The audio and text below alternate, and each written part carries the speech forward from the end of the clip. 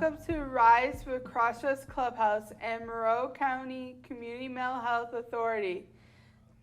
I'm your host, Desi, and I'm your co-host, Bobby. Today we have our guest, Alex Saleh, and we're going to get to know him today, and hopefully we'll see how things roll. So, Alex, could you tell us a little bit about yourself? Yeah. First and foremost, I'm one of the access clinicians at Community Mental Health in Monroe. A little bit of background about me. I have a master's in social work and a bachelor's in social work. I got my master's at University of Michigan, where I am also, at the same time, trying to help grow a wheelchair basketball team there to play at a collegiate level. Anything else? That's awesome, man. What inspired you to get into the field that you're in, social work? So what really inspired me to kind of go into the role of social work is to, when I was younger, I really enjoyed helping others. I really enjoyed talking to others. My family really encouraged me that social work would be a good option when I was finally in college. And when I started trying to learn it, started going through each year, I realized that it was something I really enjoyed doing and really loved. That's awesome, man. And tell us about this wheelchair basketball team. How's that going, and what inspired you to do it? Well, the biggest thing that probably inspired me to do it is when I was younger, back in high school, I started at a team in Michigan in the Southfield area at more of a high school level, like a varsity level, that I would say. Progressed to eventually finding out that there were colleges that had wheelchair basketball available to them, which, I mean, I never knew with that. I always thought that it was something more for able-bodied people, but when I found out it was something with somebody with a disability like myself, I was like fully into that option. Yeah. So I went to school out in Pennsylvania that had a wheelchair basketball available there at a collegiate level. Then it progressed from after I graduated there, being accepted at U of M, and being one of my dream schools, what I really wanted there was to grow a program, and that's what really started that. That's awesome, man. That's awesome. You know, because like you said, you didn't even know that was a thing. Except, I mean, the only thing I had a reference to that as younger was The Simpsons would show, you know, wheelchair basketball, but everyone was getting hurt on the, But no, that's awesome, man. It's great for people with disabilities that are in wheelchairs, especially to be able to exercise and be healthy and have something to do too. Yeah. You know, a lot of times when you lose mobility, you lose hobbies. And it's great for them to, you know, get out, socialize, and have hobbies, do things, because as you, I'm sure know, it can get depressing in a wheelchair. I know I've spent at least 6 months of my life in a wheelchair so far. It's terrible. I can completely sympathize with anybody who is having a bad day in a wheelchair. But Desi, do you have any questions? I know what I heard about wheelchair basketball. Usually I heard about it's either in Special Olympics or even probably even the Olympics itself. Have you ever been inspired by it to one day become an Olympian? Yes, actually, that's one of the things I do strive to be, although difficult as it is to prep my body and my mind to kind of get into that focus. Back when I was in my undergrad, I did try out for the U23 Paralympic team. I didn't make the team, unfortunately, but I want to continue to strive for making it to that level. Well, that's great, man. Now you're a big guy. I mean, have you ever tried like shot put or weightlifting? I'm serious. You're even wider than I am, dude. Your shoulders are huge. Yeah, I'm a pretty big burly guy, to say the least. I do weightlifting a lot, and I mostly lift heavy a lot of the time. I can tell. However, at the same time, though, I'm trying to get more into more reps, less weight, because that can ultimately help with losing weight, gaining a little bit more muscle, kind of maintaining what you got. So focus a little more on cardio than you have been, and trying to shred some of those stored calories. You know? Exactly. It's not what everybody's trying to do. I mean, and it's hard. It's hard, especially when you're in a wheelchair. Every time I got to go in a wheelchair, I gain weight. I am so angry at myself. I'm like 330 right now. And most of it is because last summer I was in a wheelchair for 2.5 months. It ain't nothing but crap. I DoorDashed, pardon my language, I DoorDashed a lot of stuff at the nursing home, so I did nothing but gain weight. Anyways, I'm all right. So, Alex, can you tell us, you know, I almost don't want to ask, but we have to. How did you end up in the condition you're in, your amputation? So when I was 2 years old, I got a bacterial infection called necrotizing fasciitis. I was in the operating room for about 2 to 3 days of just doctors having surgery on me. Thankfully, I survived, went out, and through multiple reconstructive surgeries, I'm able to walk around, go in a wheelchair, move on crutches, whatever it is, to kind of stay ambulated as much as possible. And it's all thanks to them back when I was younger, so all those doctors. We had a family friend who worked with my mother and father. He went down to Florida. He contracted that. He suffered with it for 3 years before he died from it. It's awful. At least you were young enough, you probably don't remember, right? Yeah, I don't. Okay, I that's barely have good. any memory. So, at least you don't know any. It would be worse if you had gotten it later in life, but since you grew up like this, apparently, I mean, it's great to not be able to see your own disability, you know.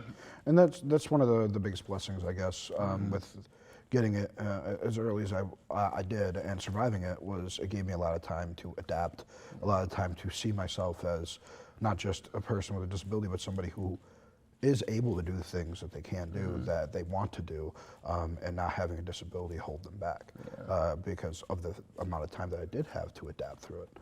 To go back, the disease that you had at 2 years old, could you tell us what it means? Yes. It's called necrotizing fasciitis. It's a flesh-eating bacteria, essentially. It's one of the more deadly ones, from my knowledge, anyway. I was told the reason why I got it in the first place is because I have neutropenia, which is a blood disorder that makes it so it is difficult for actually impossible for my bone marrow to create neutrophils in my body, white blood cells that fight off the bacteria. They did not know until I got the necrotizing fasciitis that I even had it to begin with.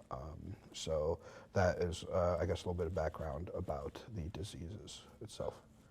That's interesting. How do they treat it? You have to get infusions of white blood cells, or? No, so I actually take injections on a daily basis that kickstart my bone marrow to start creating those neutrophils. So that's pretty much what it is. And then I go for bone marrow biopsies once a year, check for possible side effects that the injections can cause. So I know how it is living with chronic illnesses. I was born with tetralogy of Fallot, three defects of the heart. I'm the first child to ever live with it that I know of. Every child before me with this condition died. wow. I was the first surgery to work, as far as I know. Okay. And so my whole life I've been going through, you know, I have to have heart surgery every 5 to 10 years now, just to keep me going. I have a pig valve, and so I know chronic conditions, from arthritis to my heart condition to, you know, everything. So I can relate, man. I get it. It's a chronic thing. When it's chronic, you know, you gotta either get strong, or you gotta learn how to just adapt. Yeah. And it's not Which easy is to also as well. very strong, but yeah. There's a couple different ways to handle it. You know, it's just, man. You're really inspirational, Alex. Thank you. It's So are a you guys. pleasure having you here. Desi, do you have any questions All for him? going back onto your social work degree in college, how did you become I guess a member of the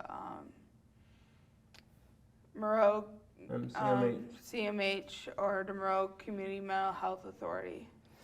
Yeah, good question. I guess we could start back from my grad school days, where I started my internship at Washington County Community Mental Health. I was a case manager there for IDD, for Developmental Disability Department.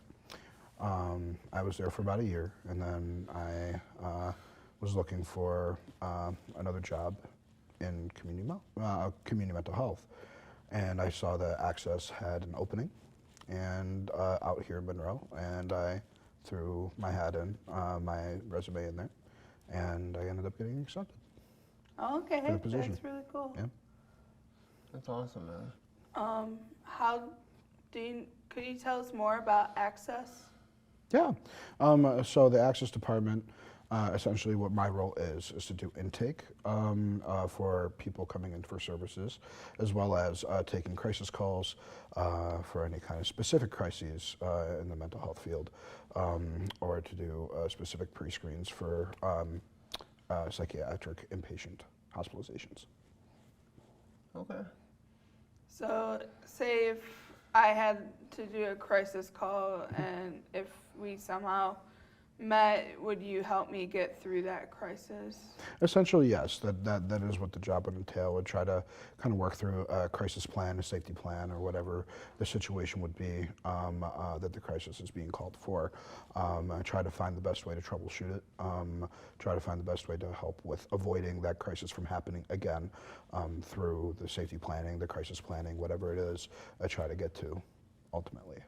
Okay, and of course, me being a consumer of community mental health, you would also be in contact with my case manager as well, right? Yeah, so a part of, especially with anything community mental health related, for the majority of job positions, is you're always on a team with other people, including case managers, including supervisors, as well as other access clinicians as well. So if anything happens to a specific person that is currently receiving our services, right after I'm done working with them, the first thing I do is set up an email, a call, whatever it is, with the case manager, with the supervisor, whoever I need to do to kind of create the team necessary to be able to figure out what to do next, what the next steps are after the crisis is solved. So you have a team that works under you, obviously, or Not under me, no. Okay, you're part of a team. I'm part of a team. You're part of a yes. team. Okay, I know somewhat how, because I've been in the Monroe County Mental Health Authority system for a while. I didn't know. I know there's certain teams for different specific tasks that they have. You know, there's intake, there's crisis, there's, you know, there's just, I don't know, where you come in and just redo your, I don't know what that's called, but IPOS. Sorry. But there's many facets of it, and I think by far crisis is the most important because, you know, it's like there are people that severely need help when they need it. And it's so sad that you call 911 and you're more likely to get a person who has a mental disorder shot in some areas. Not everywhere, but it happens. If the police don't think that, if he's autistic, rocking back and forth, or if he's just doing anything that seems out of the ordinary, a lot of these young police officers these days, they're not told how to handle someone with mental disorders. Yeah. And a lot of times these people are not violent. They try to make them out to be, oh, he's got schizophrenia, or he's got bipolar disorder. 99 times out of 100, that person's not a danger to anyone except maybe him or herself. So it's a shame that the police don't know how to handle that. We were talking to Adam Anastasieff last week, and he was talking about building a mental health 911 team. That's Is that part of your division? Because it would seem like that would be part of crisis too, right? It would be, I would imagine. However, I don't think it's a part of our department exactly. I think it's a separate project. I was just wondering. Yeah, but I mean, that definitely sounds something very interesting, to say the least. And I think that would be very needed right now, having a division, a 911 division that specializes in something like mental health would be fantastic. And it definitely would make it a lot more meaningful to those that are in need of lines such as that. Yeah. Yeah. Is there any ups and downs in your job that you enjoy or dislike, or you just? I mean, I have to say I don't really have very many downs. A lot of the times, I enjoy what I'm doing. I'll say that. There's not really a dull moment a lot of the time with my job. It's always fun to me. It's enjoyable. A lot of adrenaline rush good to help going people. through, and that's the biggest thing at the end of the day, is that I feel like I'm making a difference in these people's lives. I'm actually assisting them. When the outcome happens after a crisis call, for example, I am coming to a realization that this person asked for help, I gave it to him, and it puts a smile on my face. And honestly, it's one of the greatest things about the job to me. Intake as well, I mean, it is also just as good, because I'm helping them get attached to services, so that way they can start getting the things that they need, getting referred to where they need to go, things like that as well. Okay. That's really nice that you do enjoy your job. I know a lot of people don't. At first they do enjoy their job, but then they start getting worn out, and of course they butt heads with their coworkers, and they start not liking the job, or they don't like their bosses, or Yeah. it's a matter of where you're at, and you're choosing what job that you wanna pick, and you're gonna have to enjoy it at some point. Well, burnout is going to be like a prevalent thing in a majority of jobs. And one of the biggest ways to kind of help with avoiding the burnout is self-care. And that's something that I try to do all the time, like whether it's like meditation, going for walks, going to for pushing around in my wheelchair, like around the block, whatever it is, going to play basketball. Just enjoy the little things is what I tend to do to kind of avoid from getting burnt out from my job specifically. Because I mean, yeah, it can be very emotionally or mentally exhausting, but at the same time as well, as long as I'm also able to care for myself, ultimately I'll be able to continue on through it. Alex, we got about 8 minutes left. Why don't we talk a little bit about you? Do you have any other hobbies that we can, I mean, are there other things that give you joy in life that you might want to talk about? A lot of things. I have a cat at home, well, technically 2 cats, but one that is mine. He's my bundle of joy, he's my son. I refer to him as such anyway. Probably one of my biggest hobbies is spending time with him. One of my favorite things to do at home is just getting some good one-on-one time with my cat. Enjoyable guy. And then another thing I enjoy doing as well is playing video games. I'm a big video game guy. I have like a computer built that I built myself with the help of friends, stuff like that. As well as just hanging out with friends around my area, whether it's like going out, getting something to eat, or going to watch some, like the latest NBA game, the latest NFL game when the NFL is back in season, things like that.